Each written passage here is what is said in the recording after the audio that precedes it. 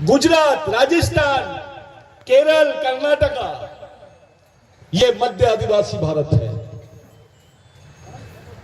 ये हिंदू भारत की जो बात चल रही है, ये तभी संभव है जब आदिवासी भारत खत्म हो जाएगा। इस देश को हिंदू राष्ट्र बोलना यानी आदिवासी मुक्त भारत की बात करना है। इस देश का मालिक कौन?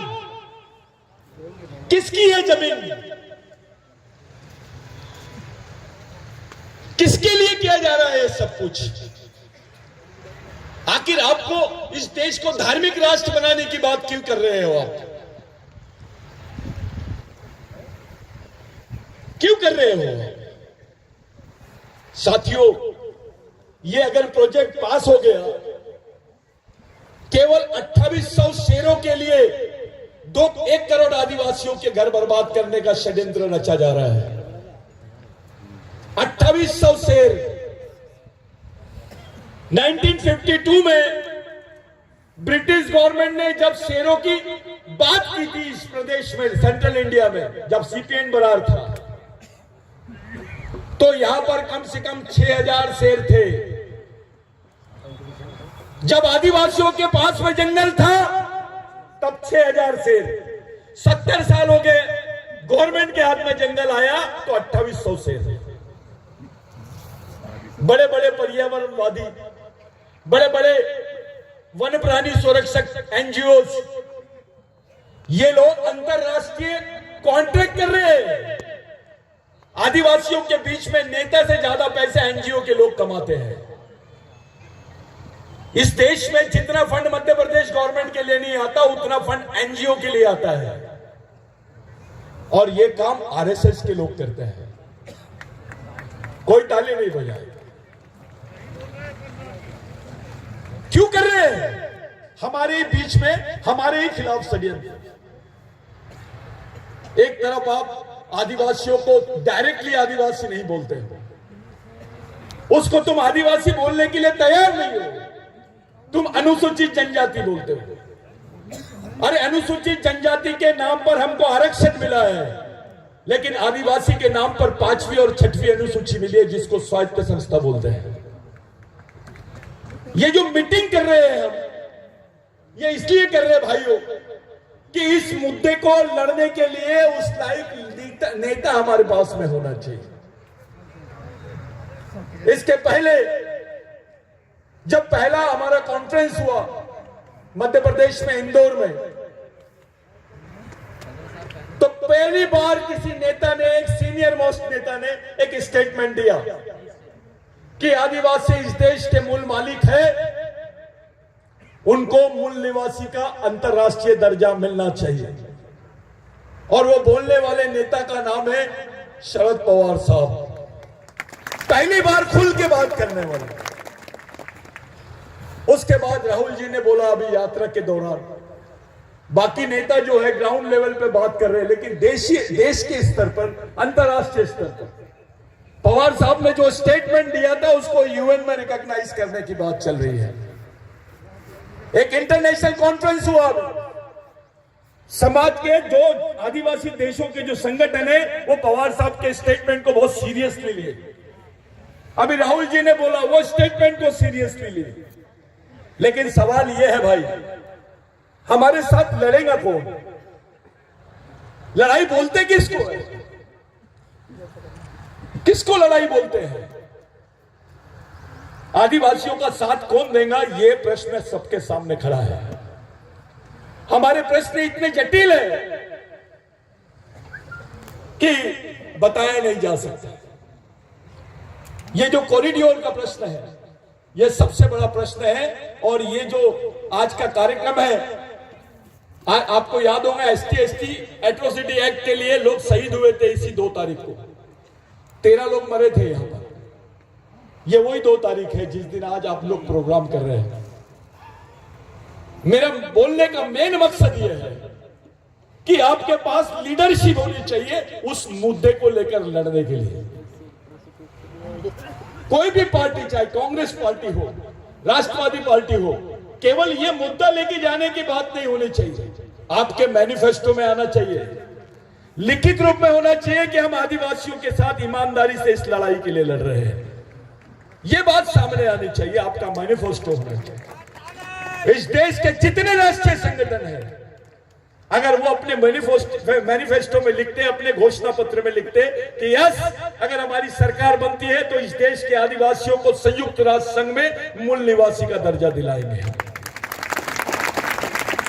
षड्यंत्र रच दिए कि भारत में आदिवासी नहीं रहता है, खुलेआम बोल रहे हैं भारत में आदिवासी नहीं रहता है, इसका दूसरा मतलब होता है आदिवासी भारत का नागरिक नहीं है। भारत में आदिवासी नहीं रहते, इसका दूसरा मतलब होता है आदिवासी भारत के नागरिक नहीं है। यह मामूली प्रश्न नहीं है, बहुत बड़ा प्रश्न है। यह तो हमारी कौम को खत्म करने का प्रश्न है। आपकी पहचान छीन लेंगे, आपकी जमीन छीन लेंगे, आपके पास क्या बचेगा? आपके पास कुछ बचने वाला नहीं है। ये लड़ाई को हम अगर अलग से लड़ते हैं तो ये लोग बोलते हैं बिरसा ब्रिगेड के लोगों की जो टोपी है वो नक्सलवादी जैसी दिखती है। पवार साहब ने खुलेआम महाराष्ट्र में बोला, ये जो टोपी है ये मेरे सैनिक है, मैं इनके साथ में काम करता हूं, मेरे को भी आप बोलेंगे। ये मामूली बात नहीं है, ये प्रोटेक्शन है, बहुत बड़ा प्रोटेक्शन है।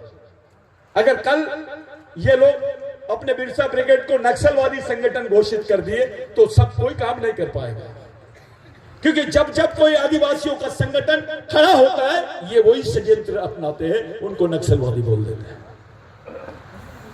नक्सलवादी बोल के आपको गोली मारने की परमिशन मिल जाती है, आपको उड़ाने की परमिशन मिल जाती है।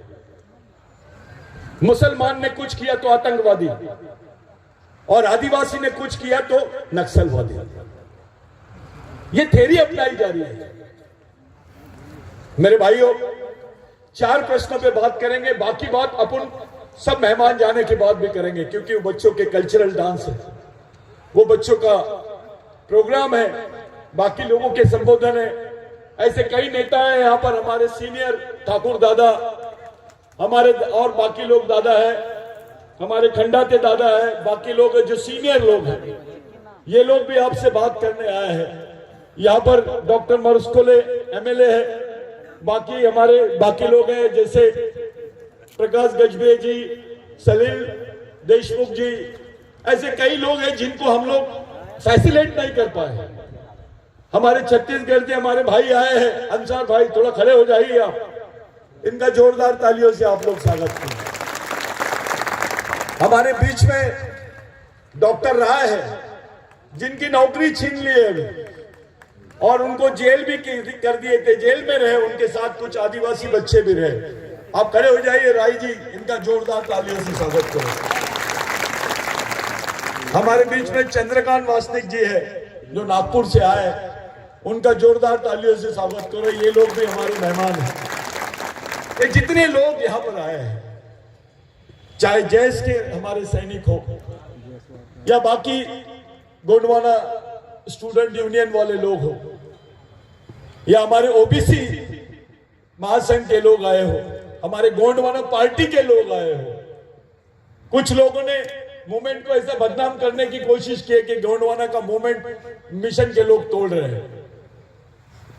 भैया यही मिशन है जिसने शंकर शाह रघुनाथ शाह का नाम अंडमान निकोबार में लेके गए।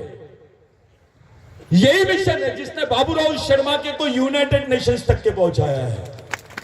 यही मिशन है जिसने राघोजी भांगरे का पूरे देश में नाम किया, विश्व नाम कर रहे हैं। यही मिशन है जिसने बिरसा मुंडा के विचारों को, टंटा भील के विचारों को वहां तक पहुंचाया है। और यही मिशन है, पहला मिशन है जिसने महात्मा फुले और डॉक्टर बाबा साहब अंबेडकर के विचारों को यूनाइटेड नेशंस में ह्यूमन राइट्स कमीशन के साथ में जोड़ के बताया है कि भारत के ह्यूमन राइट्स कमीशन का जो आंदोलन था, जो मानव अधिकारों का आंदोलन था, उसके प्रणेता महात्मा ज्योतिबा फुले और डॉक्टर बाबा साहब अंबेडकर रहे। ये वो मिशन है। इसका उद्देश्य गोंडवाना के आंदोलन को तोड़ना नहीं है, गोंडवाना को जोड़ना है। इसको इस तरीके से जोड़ना है कि हमारे समाज को जिन लोगों ने बेवकूफ समझे, हमारे लोगों को कमतर बोलने वाले लोग समझते हैं, हमको कमजोर समझ रहे हैं। 32% पॉपुलेशन है हमारी और बोला जा रहा है 22% है। 67% जमीन थी हमारी, बोला जा रहा है 26% है। अरे आदमी धर्मांतर हो गया होगा, आदमी ये प्रदेश से वो प्रदेश में चले गया होगा, मर गया होगा, जमीन कहां गई है? आदमी भाग सकता है, जमीन भाग सकती है क्या? वो गायब कैसे हुई? किसकी जमीन पर लैंड बैंक की बात कर रहे हैं आप? किसकी जमीन पर डिसइन्वेस्टमेंट की बात कर रहे हैं आप? एफडीआई की जमीन पर, एफडीआई की बात किसकी जमीन पे कर रहे हैं? किसके पास जमीन है? प्रधानमंत्री जी के पास है, राष्ट्रपति के पास है। हमको बोला जाता है आपको तो राष्ट्रपति बना दिया हमने। राष्ट्रपति जी ने पिछले 6 महीने का आप स्टेटमेंट देखिए, आदिवासी दिवस पर भी आदिवासियों को आदिवासी नहीं बोल रही है, इतना डर गई है, क्योंकि एजेंडा है आपको वनवासी बोलने का। एक मूवमेंट है आपको वनवासी बनाने का। अरे वनवासी किसको बोलते हैं? शेर को बोलते हैं, सुअर को बोलते हैं, जंगल में आदिवासी रहता है उसको भी वनवासी। यानी मानववाचक संज्ञा नहीं देगी। हमारी पहचान, हमारी संस्कृति है, सबसे बड़ी चीज है हमारे लिए। आपके पास आरक्षण है क्योंकि आप आदिवासी, आपके पास जमीन है क्योंकि आप आदिवासी, आपके पास आज छोटे मोटे साधन है जिंदा रहने के, आप पढ़ रहे हो, थोड़ी नौकरी है क्योंकि आप आदिवासी। यहां तो आपकी पहचान ही खत्म करने की बात कर रहे हैं। ये आदिवासी प्रदेश है।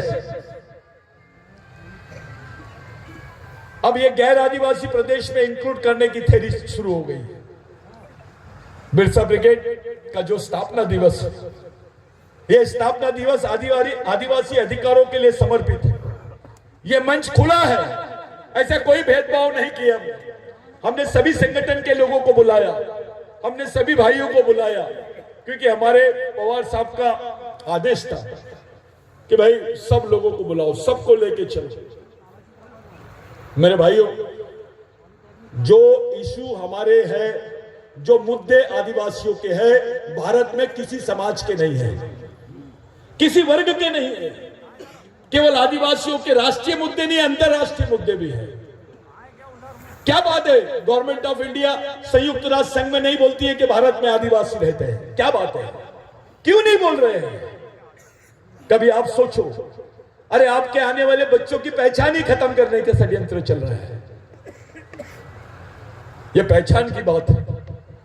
आप लोग, मेरे लिए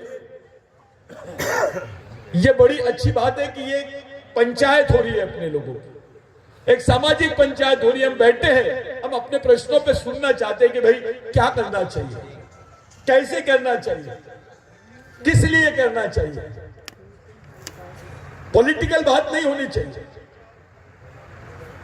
पॉलिटिकल तो ऊपरी बात होती है, अंदर से होना चाहिए। वो बात सीधी सीधी दिमाग में जानी चाहिए। लोगों को पता चलना चाहिए कि नहीं, हमको ये रास्ता अपनाना है, वो रास्ता अपनाना है। इसलिए भाई सभी पार्टी के लोगों को हमने बुलाया, विशेष करके हमारे बीच में इस राज्य के पूर्व मुख्यमंत्री दिग्विजय सिंह साहब है। हमने कमलनाथ जी को भी बुलाया था, हेमंत सोरेन जी को भी बुलाया था, और इस देश के वरिष्ठ वकील कपिल सिब्बल साहब को भी हमने बुलाया था, क्योंकि उनसे हमारी चर्चा हुई और वो चर्चा पर हम सहमति बनाए। उनको भी हमने आमंत्रित किया था, उनका उत्तराखंड में प्रोग्राम होने की वजह से वो नहीं आए। ऐसे लोगों को बुलाने की इसलिए जरूरत है कि हमारे प्रश्न बहुत अलग है। कोई खुल के बात नहीं करता है, कोई खुल के ये माहौल को, इस माहौल में इस मूवमेंट को चलाने की कोई बात नहीं कर रहा है। सामाजिक प्रश्नों में छूने की भी बात नहीं करता है। केवल ऊपरी ऊपरी बात करके, टॉक करके लोगों को अपने साथ करना, ये मूवमेंट नहीं है। यह मूवमेंट इसलिए स्थापित किया गया है कि समाज को बचाया जा सके। यह मूवमेंट इसलिए स्थापित किया गया है कि राजा का बेटा राजा नहीं और नेता का बेटा नेता नहीं, समाज के गरीब आदमी का भी बच्चा समाज का नेतृत्व करना चाहिए। यह मूवमेंट है। जिन लोगों को हमने याद किया, दुर्गा मार्स कोले मां साहब, हमारे भाई, हमारी जो छोटी सी बच्ची है, मैं उनके फादर को यहां देखा नहीं, उनके पिताजी शायद यहां पर है, वो गुजर गई है। वो कैडर थी मूवमेंट की, हमारे फिरोज भाई मूवमेंट के कैडर थे। ऐसे लोग यहां पर नहीं है हमारे बीच में, उनका देहांत हो गया। हमारे सेनानी दादा का देहांत हो गया। ऐसे लोग हमारे बीच में नहीं है, मैं उनको भी याद करता हूं। और ऐसे लोग भी हमारे बीच में हैं जो कभी स्टेज पे आते नहीं है, नीचे ही बैठते हैं और किसी को दिखते नहीं और ईमानदारी से काम करते हैं। चाहे वो आईएएस अधिकारी हो, आईपीएस हो, या क्लास 1 कैडर का अधिकारी हो, क्लास 2 कैडर का अधिकारी हो, उनके लिए ऐसे जो लोग पर्दे के पीछे इस मिशन को चला रहे, जोरदार तालियां उन लोगों के लिए होना चाहिए। ये पहली बार है पूरे देश में जब आदिवासियों में मिशन नाम की चीज चल रही है। लोगों को समझता ही नहीं था। मैं पहले मिशन बोलता था तो लोग बोलते रहे क्रिश्चियन वाला काम दिख रहा है। ये हालत थे आदिवासी। ये क्रिश्चियन तो नहीं बन रहे, मिशन बोलता है सतीश पेन्ना। मिशन का मतलब ये है, वो जो फोटो आप लोग देख रहे हैं, इन लोगों ने मिशन चलाई है, उस वजह से हम लोग यहां हैं। आप लोग समाज के सच्चे सैनिक हो, आप लोग मिशन को चलाने वाले लोग हो। ऐसा जरूरी नहीं है कि आप इधर बैठे हैं और मैं बात कर रहा हूं तो मैं सर्वोच्च हूं, गलत। आप लोग इन सबसे महत्वपूर्ण भूमिका आप लोगों की है। यहां बैठे हुए जितने लोग हैं सर, ये कार्यक्रम की खासियत आपको बताना चाहता हूं और अपनी बात खत्म करना चाहता हूं। जब ये प्रोग्राम हमने तय किया, किसी नेता वेता से पैसे मांगने नहीं गए। हमने शुरुआत किया एक मुट्ठी चावल और 10 रुपए, एक ट्रक चावल लाए हमने। वो इधर उधर का चावल था, उसको बनाए, उसको ले जाके मार्केट में बेचे, दूसरा चावल खरीद के ले आए और काम चालू है। 10-10 रुपए से आप लोग ये खड़े किए। कुछ नेताओं को हमने लेट बुलाने का निर्णय लिया था, क्योंकि कुछ वीआईपी नेताओं का, पहले वरिष्ठ नेताओं की पहले हमारे पास क्लियरिफिकेशन आए तो फिर हम उनको बुलाए। किसी टाइप का हमने किसी के साथ कोई भेदभाव नहीं किया और नहीं करेंगे। लेकिन मिशन वही रहेगा जो मिशन के साथ में रहेगा, जो समाज के साथ में रहेगा, उसी आदमी के साथ मिशन रहेगा। क्योंकि इस मिशन की लड़ाई उसी लेवल पे है। ये समाज को बचाने के लिए लड़ाई लड़ी जा रही है। और ये लड़ाई का लड़ना, यानी इसको लड़ते वक्त हमको जिन जिन लोगों की जरूरत पड़ेगी, जो जो हमारा साथ देगा वो हमारे साथी। बड़ी अच्छी बात हुई आज हमारे बीच में छगन भुजबल साहब आए, जो ओबीसी चेहरा माना जाता है देश का। हमारे बीच में राजा साहब आए, और ऐसा आदमी जो दिल्ली से बात करता है पार्टी के लिए, कांग्रेस पार्टी के पक्ष में, आरएसएस के खिलाफ में सबसे ज्यादा स्टेटमेंट राजा साहब के हैं। हमारे कुछ साथी लोग हैं जो उनके अटैचमेंट में है, लेकिन मैं राजा साहब को बोलना चाहता हूं, अब सब स्टेटमेंट हो गए, अब आपके स्टेट में आदिवासी दिखाई देना चाहिए। आपका स्टेटमेंट आदिवासियों पे होना चाहिए, उनकी वकालत होनी चाहिए, उनकी एडवोकेसी करने वाला व्यक्ति नहीं है। हमारे पास पवार साहब है। मैंने पिछली बार बोला था कि सबके पास मशीन गन है, सबके पास बम है, लेकिन हमारे पास सबसे बड़ा बम है, वो है बम का नाम पवार साहब। हम इसलिए करते हैं क्योंकि हम अपना मानते हैं, आदिवासियों के वंशज है सब। हम लोग ये मिशन के थ्रू बोल रहे हैं, हम बड़ी जवाबदारी से बोलते हैं कि इस देश में भगवान पैदा नहीं हुआ था तब से आदिवासी रहते हैं। ये सच्चाई है। इस मिशन में कोई जाति पाति नहीं चलती है। इस मिशन का मेन समाज और समाजवाद और उसकी थ्योरी, उसका मिशन, और उस लड़ाई को हम लोग लड़ने की तरफ जा रहे हैं। आप सब लोग, खंडाती दादा मेरे लिए बहुत आदरणीय है ये। बाकी आप जितने लोग हैं यहाँ पे, अभी हमारे दादा नहीं आए, वरखड़े दादा नहीं आए, जो पुराने बुजुर्ग के एक बिस्तर पे है हमारे दादा, उनका नाम बन्नेलाल दादा, नेपाल बेचारा यहाँ बैठा था, वो चले गया वो चावल देखने के लिए। इधर सीमा थी, वो चले गई उधर घूमने के लिए। बबलू, ये बेचारे जितने कैडर है सब व्यवस्था में लगे, इनको कोई मंच से कोई लेना देना नहीं। ऐसा व्यवहार करने वाले, ऐसा काम करने वाले, जमीनी काम करने वाले पूरे कैडर्स को मेरा सलाम। आप सब लोग जितने लोग यहाँ बैठे हैं, पूरी जवाबदारी के साथ 3 बातें मैं पूरे महत्वपूर्ण इन सब नेताओं के सामने रखता हूं कि आप आदिवासियों के सामाजिक अस्तित्व को बचाने के लिए क्या प्रोग्राम रखना चाहते हैं। जो हमला कांग्रेस में नहीं हो रहा है सबसे ज्यादा हमला, आरएसएस आदिवासियों पे हमला कर रही है। मुस्लिम भाइयों पे भी उतना नहीं कर रहा है। मुस्लिम भाइयों के आड़ में आरएसएस आदिवासियों को ही टारगेट कर रही है, ओबीसी भाइयों को भी टारगेट कर रही है, लेकिन सबसे ज्यादा इसका विक्टिम आदिवासी है। आपके पास उसके लिए क्या प्रोग्राम है? आप क्या सोचते हो कि आदिवासी मूवमेंट कैसे बच जाएगी? इस समाज का मूवमेंट कैसे तैयार होगा? ये समाज का वजूद, इनका अस्तित्व कैसे बचेगा? इनकी पहचान कैसे बचेगी? उसके लिए आप क्या सोचते हो? ये दो प्रश्न। और तीसरा महत्वपूर्ण प्रश्न यह है, आपका हमारा कैसा रिश्ता रहना चाहिए? आप पार्टी के वरिष्ठ हैं, हम आपके वोटर, ये वाला रिश्ता नहीं होना। वोटर और नेता वाला रिश्ता नहीं, एक सामाजिक रिश्ता हम चाहते हैं आपसे, क्योंकि आप इस प्रदेश के मुख्यमंत्री थे और आदिवासियों ने आप पे सबसे ज्यादा भरोसा किया, बहुत विश्वास किया आप पे आदिवासियों ने। आदिवासियों का ऐसा रहता है, किसी का समर्थन नहीं करते। समर्थन नाम की कोई चीज आदिवासियों को समझती नहीं। एक तो अविश्वास या तो विश्वास, और आप पे बहुत विश्वास किया है। आपको इस लड़ाई को किस तरफ ले जाना है, किस तरीके से अपन लड़ सकते हैं, इस दिशा में आपको सबका मार्गदर्शन करना है। और पवार साहब हमारे बीच में है। खासियत, पवार साहब को खाना नहीं खान दिया हमने। ये एज में, ये स्टेज पे क्या करेज है। मैं हल गया हूं, मेरी तबीयत खराब होने की वजह से मैं हल गया, लेकिन पवार साहब का जो जोश है, मैं उनको सैल्यूट करता। ये कैडर होता है। ब्रिगेडियर मैं नहीं हूं भाई दादा, मैं ब्रिगेडियर नहीं हूं। हमारे main commander in chief Pawar साहब है। ऐसे व्यक्ति को मैं देखकर, है ना, हमारे बीच में जो ऊर्जा आती है, पवार साहब की कंडीशन से प्रेरणा लेकर, पवार साहब से प्रेरणा लेकर, हमारे बीच में ब्रह्मानंद मलावी है, जिसका कैंसर से उनका ऑपरेशन हुआ, जो आपको जब भी भूख बांट रहा था। ऐसे लोग भी अपने मूवमेंट में है। मैं जितने लोग मंच पे है, जिनको बोलने का मौका नहीं मिला, सम्माननीय इन सब लोगों को मैं अपने मन से जोरदार, सब पूरे मेहमानों के लिए आप लोग ताली बजाइए, क्योंकि हम लोग बोलने नहीं दिए। अब हमारे सामने सिर्फ 2 स्पीचेस है। एक कल्चरल डांस की हम लोगों ने अरेंजमेंट किया है, क्योंकि ये दोनों नेताओं के पहले, वरिष्ठ नेताओं के पहले आदिवासी कल्चर से इस पूरे माहौल को बनाया जाए, और उसके बाद में उनका स्पीच हमारे बीच में होना चाहिए।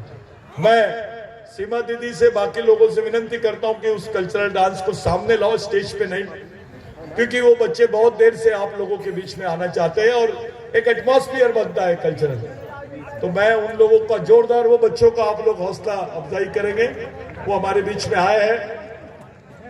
मैं आप तमाम लोगों से विनती करता हूं, अपने अपनी जगह बैठ जाइए और उन बच्चों का हौसला अफजाई कीजिए। इसके बाद में हमारे बीच में इस राज्य के मुख्यमंत्री, पूर्व मुख्यमंत्री दिग्विजय सिंह साहब बोलेंगे, और उसके बाद में हमारे प्यारे पवार साहब बोलेंगे। मैं यही आप लोगों से विनती करता हूं कि भाई इस कार्यक्रम को प्रॉपरली चलाया जाए। इसको, ये आखिरी के 2 भाषण है, इसको बहुत सीरियसली हम लोगों को सुनना है। पूरे माहौल को बनाते हुए हम लोगों को इस भाषणों को सुनना है। धन्यवाद। जय बिरसा, जय आदिवासी।